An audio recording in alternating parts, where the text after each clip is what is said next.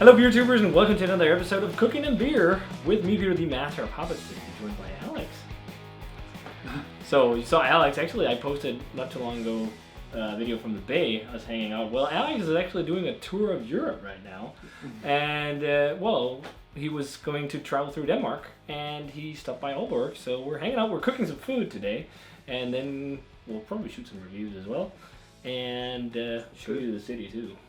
Awesome. So, and because you're here, you're from the States, we're cooking up some traditional Danish food. So we're going to make Flæskesteg. So it's roast pork, and it's going to be roast pork roasted in the oven with a side of, it's called rødkål in Danish. It's like a stewed red cabbage.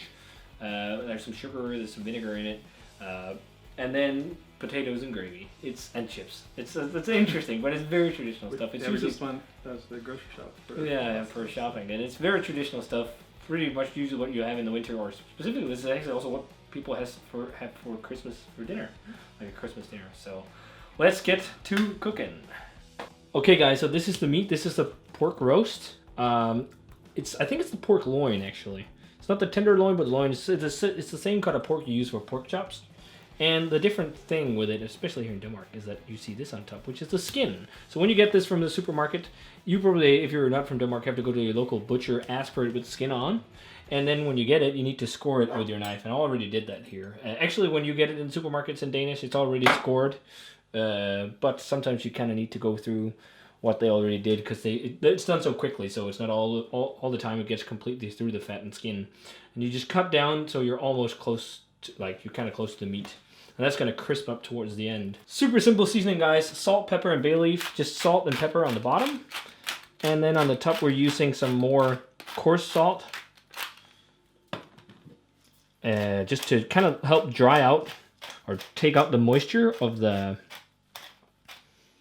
what's it called, the skin, so it will be nice and crispy. And let's get all sides here. It's been a long time since I cooked this actually.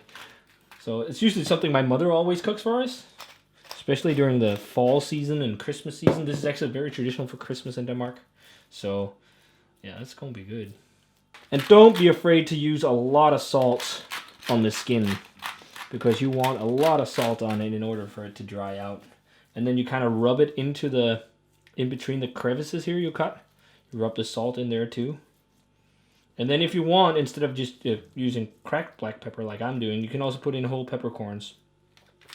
But I don't like to chew on the whole peppercorns, so I usually just use cracked pepper. Okay, so what we're going to do before we get this roasted as well, we're going to get a thermoprobe into the middle of the meat, just so we can follow the temperature. You want your core temperature of the roast to be 65 degrees Celsius. It'll be in the video how much that is in Fahrenheit, because I don't know by ear. Well, then you have your roasting dish here. We're going to put it in here. Just move this out of the way. Cutting board. And then we have a roasting dish with the meat. And luckily, we have quite the even roast, which makes cooking a whole lot easier when you do something like this. So, to finish it off, I'm going to take some bay leaves. You're going to just put them in between the skin. That will just provide a little bit of flavor for your gravy and your meat. And it's super easy. It's like one of the easiest roast dishes you will ever try, this one.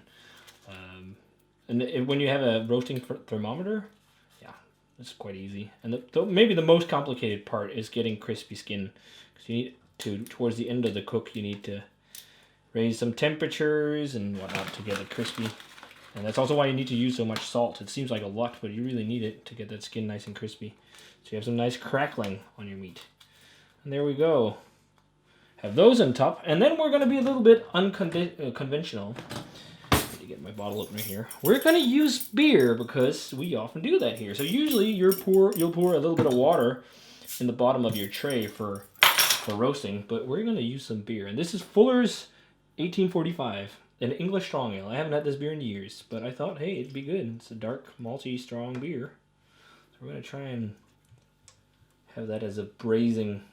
No, it's not really braising liquid, but just to keep some moisture. It's almost like the same way when you do like a brisket. You have your moisture in there as well. So all we got to do now is get this bad boy in the oven at 200 degrees Celsius for about 1.5 hours. And that's how you cook the meat. So Let's put this one in the oven and see you guys when it's almost done, when it's time to crisp up the skin and also cook up the potatoes and cabbage. Okay guys, what we're doing right now is like we took off the bay leaves and turned on the broiler in the oven to crisp up that skin. It's gonna take a little while, so really keep an eye on your meat right now. As you see, some tinfoil is there as well, by the way. That's just to straighten it out so it's more even, but you cook it now in the oven at 200 or 250 degrees with the broiler on, but you keep an eye on it all the time because you don't want that skin to burn. You just want it crispy, so that's what we do next. So we're gonna close up, and whilst this is going on, we're boiling some potatoes. But I don't think you need instructions on how to do that. Okay guys, so we're about to make the gravy. As you see here, we have potatoes. They've been boiled. It's nice and hot. It's just boiled in salt water. And then here we have the stewed red cabbage. And we didn't make this from scratch. In Denmark you just buy it. Kind of like in Germany, some people also just buy sauerkraut. We could have gone all the way to make it ourselves, but we didn't. But we just need to heat the stewed red cabbage.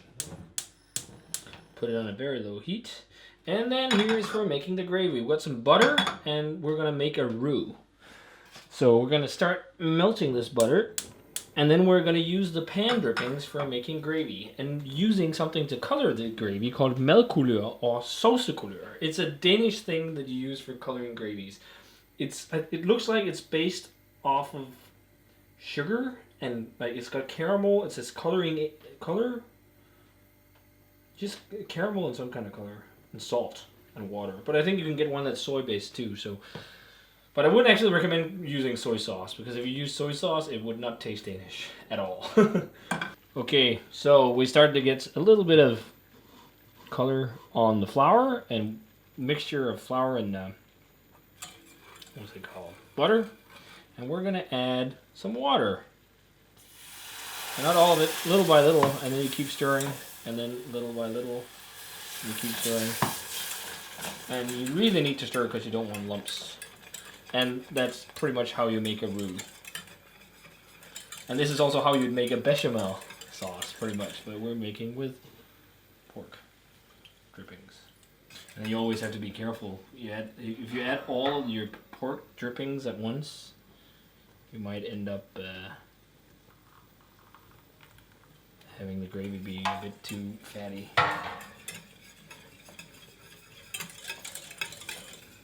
Okay, we got two people in the kitchen right now, so I just put in some of this food coloring.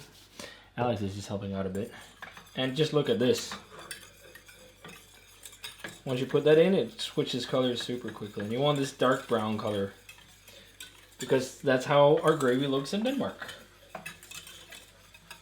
That's it, pretty much. So, now everything's pretty much ready. What we need to do now is cut the roast and plate up the food and eat. Time to cut up the pork. So listen to this. Crispy crackling. So you're just gonna find a piece here and then you cut into it. Cut like 1 centimeter thick slices. Here we go.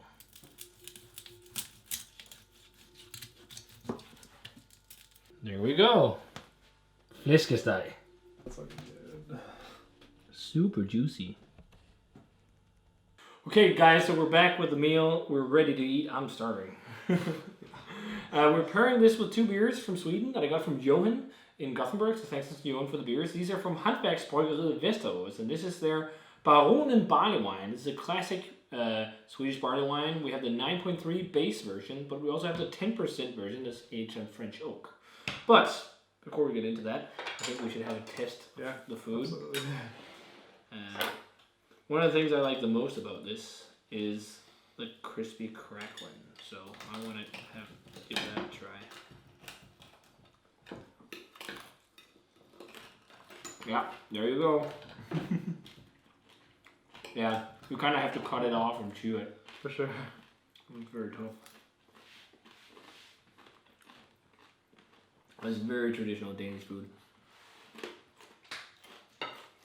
It's kind of similar to German style food. If you ever had pork shanks or something, yeah, it's really good. Like juicy and crispy.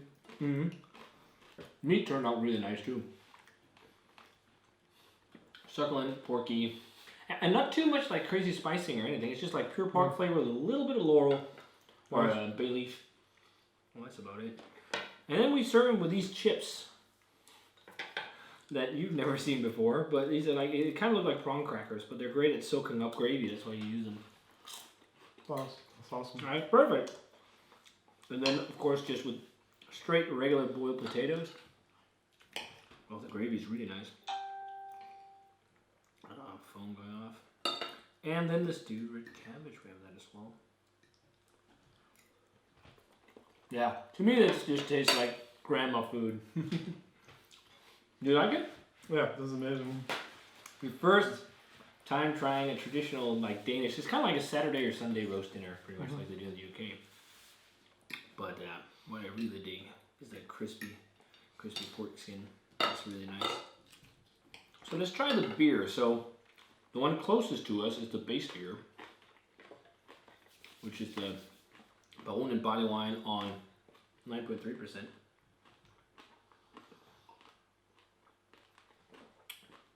Ooh, very like caramel and toffee forward. Yeah, like super nice. Dark fruity. Like the yeah, I'm getting like definitely dark fruits, like maybe fig or something. Yeah, yeah. But and that figgy flavor kind of pairs well with and the hops too. Yeah. They just cut through all the. It's interesting. I never suspected pairing barley wine with food, but it actually kind of works quite well. Like this is like very neutral, and this is definitely just like thick and sweet. Let's try the oak version.